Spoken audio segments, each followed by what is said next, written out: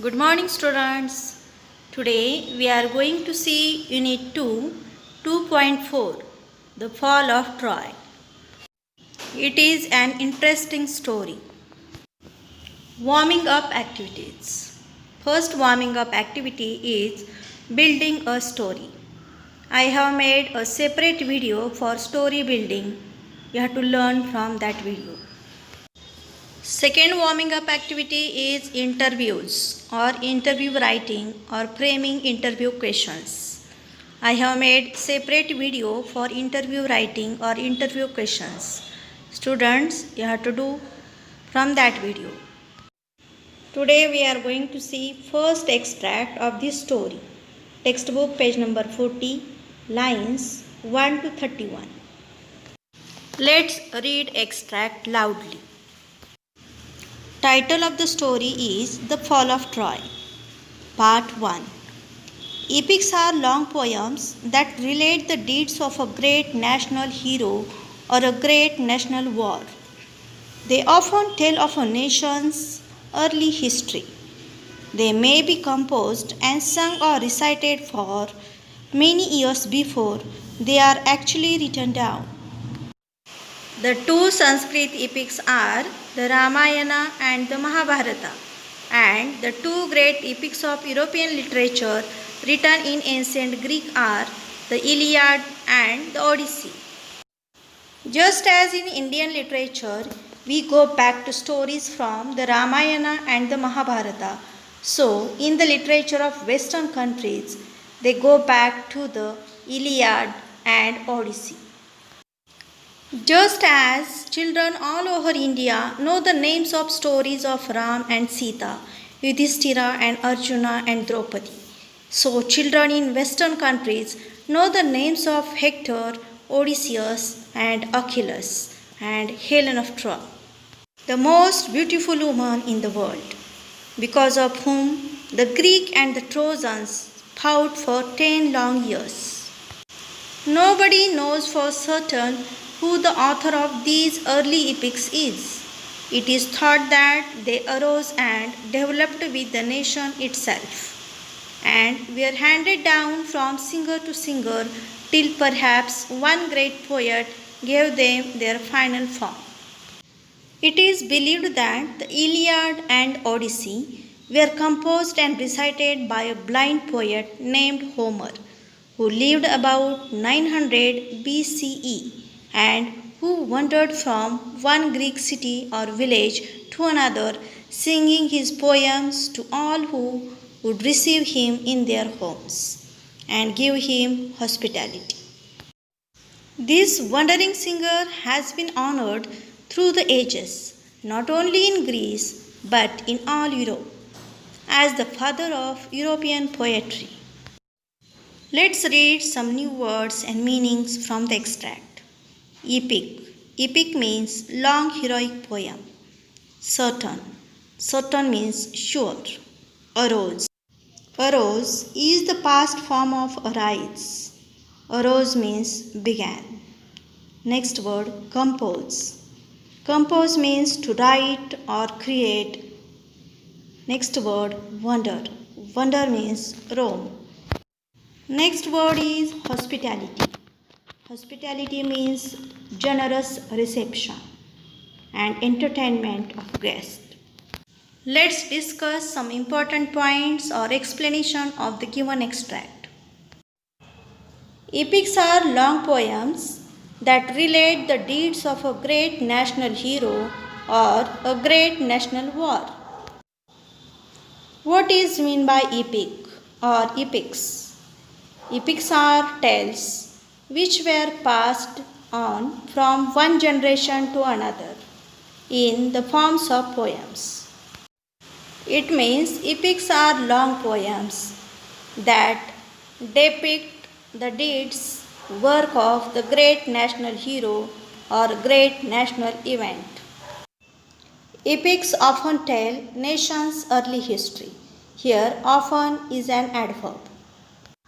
Epics are composed by the poets or singers for many years before, or they are written down for many years before. History marks the importance of people, their cultures, and their way of living. Many epic stories have been told since centuries. We already know about the great Indian epics like Ramayana and the Mahabharata. There's one such epic story of southern Europe, told in Greek and some parts of Turkey, called The Fall of Troy. As we know that according to Indian mythology, there are two famous Sanskrit epics. First one is the Ramayana and the second one the Mahabharata. Likewise, in European literature, there are also two great epics. One is Iliad and two the Odyssey. As we think about the Indian literature, we go back to the stories from the Ramayana and the Mahabharata. In the same way, when the Western countries think about the literature, think about the epics, they go back to the Iliad and Odyssey. We have been listening the stories of Ramayana and Mahabharata since our childhood. Therefore, children all over India know the names of stories of Ram and Sita, Yudhishthira and Arjuna and Draupadi as well. In the same manner as the Western countries deal with the epics, they know the names of Hector, Odysseus, Achilles, and Helen of Troy, the most beautiful woman in the world. Because of the beautiful Helen, Greeks and Trojans fought with each other for 10 long years. Nobody knows who is the true author of the epics, the Iliad and Odyssey. But it is thought that epics arose and developed with the nation itself, and they were handed down from singer to singer till perhaps one great poet gave them their final form. Here, handed down is a phrase. The meaning of this phrase is passed to other generation. Here it is thought that two epics, the Iliad and the Odyssey, handed down means they passed one generation to another generation or one singer to another singer till they get final form. As far as European literature is concerned, that the Iliad and the Odyssey were composed and recited by a blind poet. The name of that blind poet was Homer. Homer lived about 900 BCE. Homer was wandering one city to another city or one village to another village by reciting his poems. In the course of time, Homer called this epic Iliad. Iliad portrays the battle between the ancient kingdoms of Troy. Present day it is called Turkey and Sparta. Sparta is present day's Greece. As Homer was reciting such kind of epics, people would give him hospitality. Hospitality means generous reception and entertainment of guests or visitors or strangers. It means as Homer was singing such kind of epics, people would give him generous reception. At last, the wandering singer Homer has been honored through the ages and ages, not only in Greece but in all Europe. Homer was honored with as the father of European poetry. In this way, we have seen some important points or detailed explanation of the given extract. Now we are going to discuss some grammar questions from the extract. Sentence number 1. Mahabharata and Ramayana are famous Sanskrit epics. Use not only but also. Answer is not only Mahabharata but also Ramayana is famous Sanskrit epic. Sentence number 2. Helen of Troy is the most beautiful woman in the world. Change into positive degree. Answer is No other woman in the world is as beautiful as Helen of Troy. Sentence number 3. Epics are long poems. Add a question tag. Answer is epics are long poems, aren't they? Question mark. Now I would like to give some activities in assignment for practice. Activity number 1. Simple factual. Complete the following.